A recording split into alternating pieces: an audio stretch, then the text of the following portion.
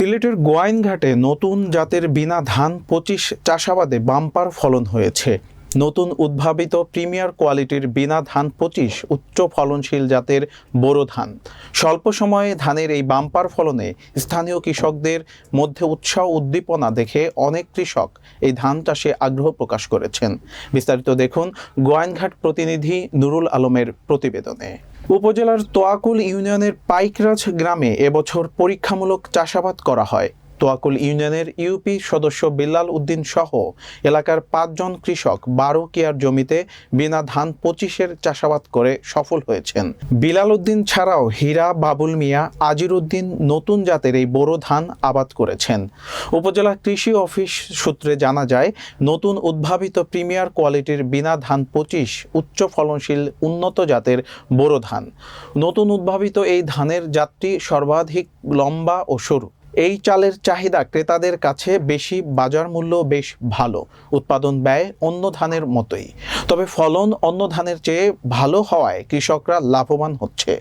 উপজেলা কৃষি কর্মকর্তা রায়হান পারভেজ রনি জানান, বীজ উৎপাদনশীল প্রদর্শনীর আওতায় গত ২ বছর ধরে গ্রুপের মাধ্যমে নতুন জাতের ব্রি ধান ২৫-এর প্রদর্শনী করা হয়। এবছরও উপজেলার 10টি প্রদর্শনী রয়েছে। পুরাতন জাতের ধান চাষ বাদ দিয়ে নতুন জাতের ধান চাষাবাদে কৃষকদের উৎসাহিত ও উদ্বুদ্ধ করতে কাজ করছে উপজেলা কৃষি বিভাগ। কৃষকরাও নতুন জাতের ধানের ফলন দেখে চাষাবাদে আগ্রহী হচ্ছে। ইউপি সদস্য কৃষক বিলাল উদ্দিন বলেন, স্বল্প সময়ে স্বল্প খরচে ও কম পরিশ্রমে কিয়ার প্রতি ২০ থেকে ২৫ মণ ধান উৎপাদন হওয়ায় আশাবাদী।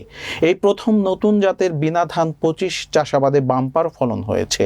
অন্যান্য জাতের তুলনায় বিনা ধান ২৫ জাতে শীষ প্রতি ধানের পরিমাণও বেশি। চাষাবাদে আশানুরূপ ফলন হওয়ায় এলাকার আরও কৃষক উদ্বুদ্ধ হচ্ছে। গোয়াইনঘাট কৃষি অফিস থেকে এই ফসলটা দিছেন, তারার অনুমতি, তারার হরমোনামতি আমরা উদ্যোগ করি যাই। আর ১৫ জনই গরু আমরা বিনা ২৫ ধান খেত করছি প্রায় ১৫ বিঘা। আমার ধান খুবই ভালো হয়েছে। আমরা গোয়েনঘাট কৃষি অফিসের মাধ্যমে ১৫ জনই একটা গ্রুপ ছিলাম। এই গ্রুপে আমরা তারা বীজ দিছই নতুন ধান, নতুন জাত আনিয়া গোয়েনঘাটের মাঝে নতুন জাত আমরা এই প্রথম দিছই। তো আমরা ১৫ জনে খেত করছি, আমরা ধানটা মোটামুটি খুবই ভালো হয়েছে।